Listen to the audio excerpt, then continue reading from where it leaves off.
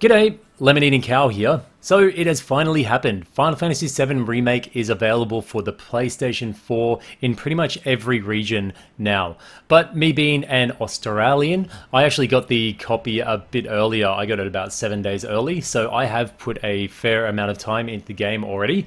And I wanted to make this video to give you some tips or some heads up on things that you should be doing from the start of the game to really optimize your experience and optimize your end game as well, because there is some things that you want to be doing from the very start of the game to make the end of the game much easier for you. So one of my biggest and maybe most obvious tips is to have a look at your options. I know when I first started playing the game, I felt it was way too zoomed in, both in battle and out of battle, but you can actually change that by going into your options menu and then going to camera and controls. In here you can set your camera distance to 3 out of battle and in battle. I personally found it way better zoomed out in both of these modes, but you know, kind of up to you. Definitely in battle it is going to let you see a lot more of what's going on around you. Also, you can come down to combo targeting, and if you set that to free, it will actually, if you haven't locked onto any of the enemies with the right stick, it does let you move freely between targets with less effort. The options menu is also where you can claim your DLC bonuses if you did get the deluxe version.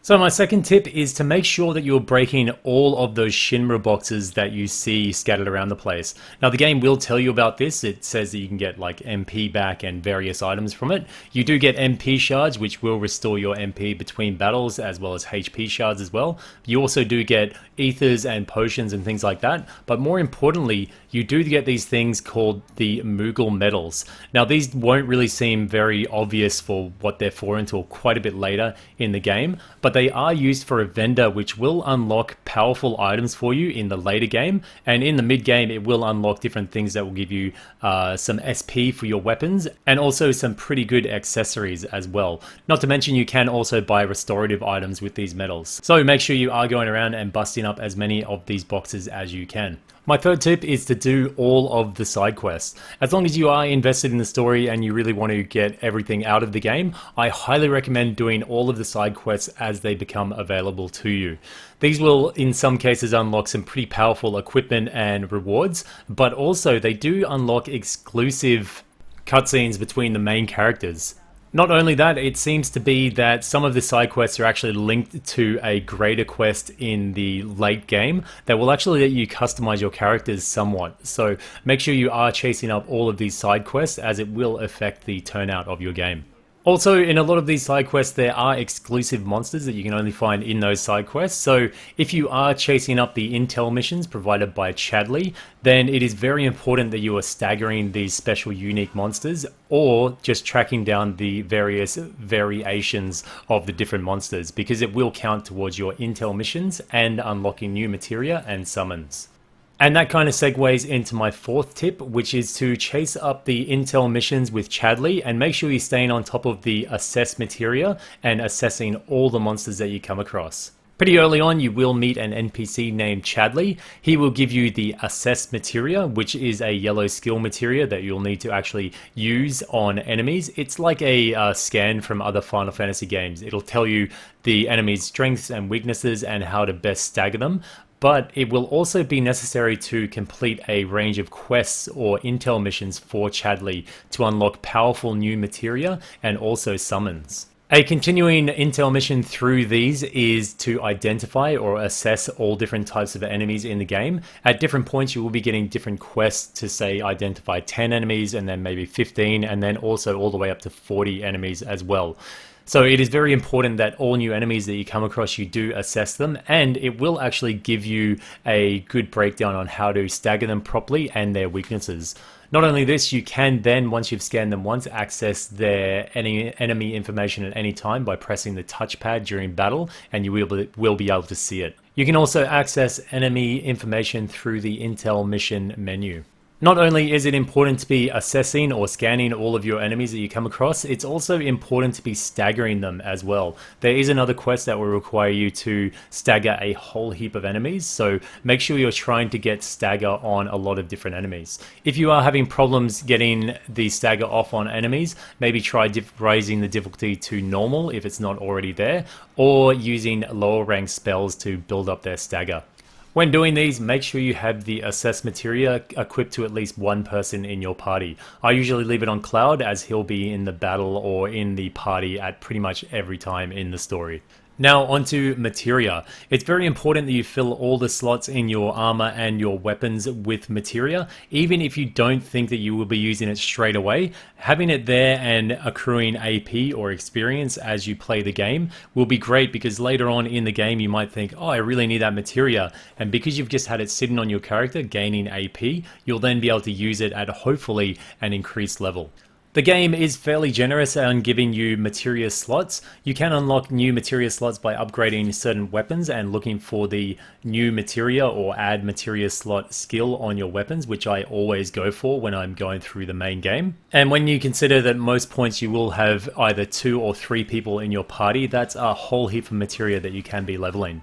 Materia really is the key to taking out those harder bosses later on in the game, as they will have elemental weaknesses, and this will really help you get that stagger gauge up on pretty much any of the enemies. If you are having trouble grinding out your materia and you think it's just a way too long process with these small AP games in the standard game, you can actually wait until you finish the game, and at that point you will unlock an extra little bonus that gives you increased experience and also increased AP gain, which will make it a lot easier to level up that materia. So what materia should you focus on? Well, you're definitely going to want some offensive magic in the form of the different elementals, the lightning, the fire, the ice, and the wind. But mainly I would focus on the fire and the lightning.